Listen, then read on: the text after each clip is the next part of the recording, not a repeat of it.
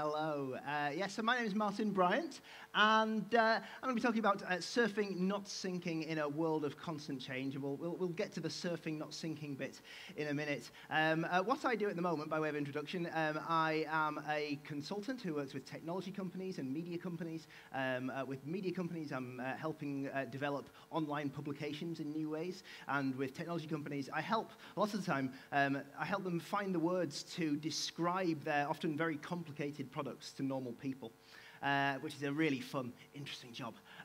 But it's what I did before that that's really the crux of this talk. And this looks like some bizarre scribble, and that's because it is a bizarre scribble. This is a diagram of my career that I scribbled with my finger on an iPad screen about a month ago. And so, yeah, I was thinking, how can I map out my career in a rough way? And this is it. So a few years ago, the idea would be that you'd leave university and then you'd have a pretty solid idea of where you were going to go. And a lot of people would kind of follow, right, I've got this degree, I'm going to go to this job, then I'll get this promotion, then I'll do this, then I'll do this. I might try something else, but then I'll basically end up in that general area. And so most people's career plans would be a pretty much straight line. I think this is more like a bit more what we'll see in the future, and I did it completely by accident. If we start with the line on the left there, that's me leaving university. I graduated in television, in broadcasting. I've got a Bachelor of Broadcasting, which is a strange degree, and it trained me to make TV programs, to be a producer, an executive producer, and then maybe, who knows, Director General of the BBC in the future. That was what I was thinking was my general future. The trouble was that when I finished university, I found that all the skills they'd given me weren't really relevant anymore. Already, in the time I finished university, the TV industry had changed completely. And so if I was being really resourceful, if I was being really creative and brave, what I'd have done is I'd have strode right into a TV production company and said, I can do all this, don't worry about it. And I've just got on with it, and I'd have blagged my way through it, and I've used the skills I did learn to adapt to the new world. What I did do instead was I kind of wimped out, and basically really didn't find a career in television at all. And I was scared about the idea of having a 3-month contract, which is, they are very short contracts when you're new in television. And I was terrified of insecurity. So I ended up going up to there. I took a bit of a turn, ended up where that circle is there, and that's my first proper job, which was working in a school, not unlike this one. It had a TV and a radio station, and I was helping the kids make TV and radio programs. It was a fun job, but it was not a career. And I was thinking, how am I going to get out of this? I enjoy it, but I want to do more in life. I just didn't know what. Because I couldn't really go into television after having done that, I didn't think. I probably could have done if I'd been brave, but I wasn't brave. And so I ended up kind of pottering around for a while, playing music and things while I was doing my job. Not at the same time. I wasn't working and playing music after work. But then I started blogging as a hobby, and that then led to this right turn here, this massive twist here, where I ended up blogging for a living. And that squiggle there, that's me kind of going through the transition of going from being someone working in a school to being a professional blogger.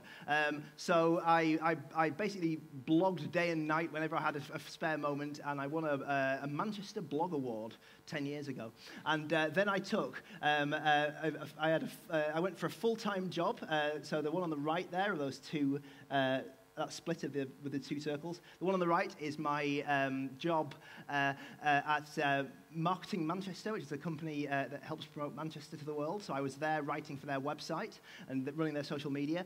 And at the same time, I'd gone for a part-time job writing about technology news for a new news site called The Next Web. And I was basically, whenever I had a spare minute, during my full-time job at Marketing Manchester, during my lunch breaks, my real passion was writing about tech news. So during my lunch breaks, I'd be sitting at my desk, eating a sandwich, and writing about the latest thing Google had done or whatever. And then I'd stay late to write about whatever news was happening in America.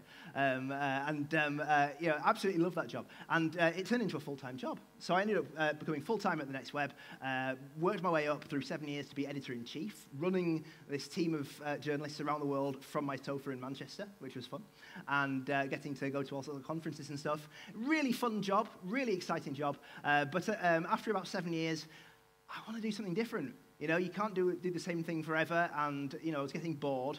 So that big loop was where I decided to go and work for a company called TechNorth, which is funded by the government. They've just become Tech Nation.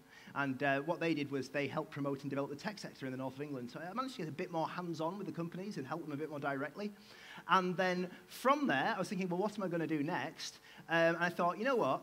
I'm just going to do something crazy and just go out there and see what people will pay me to do. And so that's that arrow going off there. I thought, you know what, having done all of this, it's a bit messy mix of stuff. I'm just going to go out on a wing and see what happens. And so now I think I've found a place where I'm actually really enjoying what I do. I work with all sorts of different companies around the world, and I can just on a whim go, yeah, I'll go and speak at a TEDx event. Why not? And I don't have to ask for permission for anyone. It's great. So I had no plan in that. And teachers may wince at this, but actually having no solid plan for your career is actually a good thing, and increasingly so in a world where we're talking about automation changing the world and, you know, changing jobs, getting rid of jobs. You know, there are whole groups of jobs that will disappear because computers can do them more efficiently, and people will have to change the way they do things and adapt to that world. And so I think these days, that kind of messy diagram I had is actually a good way to live, not have a solid plan. But you can't go into life and go like, oh, I don't know what I'm going to do. I'm just going to go out this morning and see what I do. And, you know, that's not going to get the bills paid and get a good career. So I think instead, you should have a philosophy. You should have a general idea of the kind of person you want to be and the kind of work you want to do. And so my philosophy, I think, going through this has really been, I just want to do something that's interesting, that excites me, that I get to meet interesting people and do interesting things. And if I'm doing that, then I'm happy, whatever that is. And so hopefully I can stick to that in the future.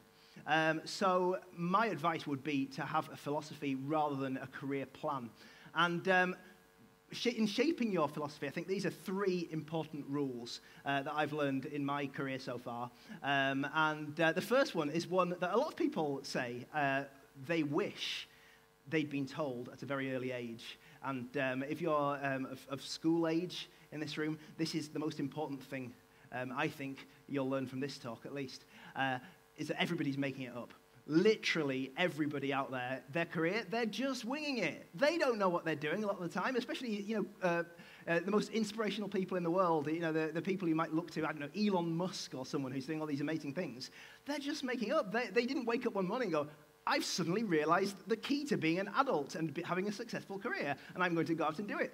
There is no secret. You just go out and you do it, and you guess at what's going to be the best approach. You obviously learn proper skills along the way, maybe, you know, a trade or you know, a set of skills you might learn along the way. But really, for your career, just making it up and taking a best guess, that's what everyone does. And I realized that far too late. I'd have been a lot more brave leaving university if I'd have realized that everyone else was just making it up. And it wasn't just me who was like a bit clueless.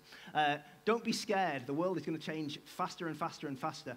And you know, you're really going to have to adapt to that. Yeah, you're going to have to make some tough decisions maybe sometimes about how you change your career or learn new skills. But everyone else is in exactly the same boat. And so, especially as the world changes faster and faster, it's important not to be scared and to just go with the flow, and yeah, roll with the punches. So you might get knocked back. You might get you might learn something and then realize that you've made a mistake and you have to change course again. That's okay. There's a thing in tech startups where they say failure is good. Where if the company makes a mistake and they do something completely wrong, at least they've learned something from that. So that's a good thing to adopt in life. And finally, I'd just like to bring us back to the surfing analogy. If you think about a surfer, they've got to keep their balance and try and do the best performance they can while adapting to a completely changing ocean at all times, adapting their position and their pose and all of that, all the way through their surfing adventure. And so that's like a career. And yeah, so surf, not sinking in an ever-changing world. I hope you found something useful there. Thank you.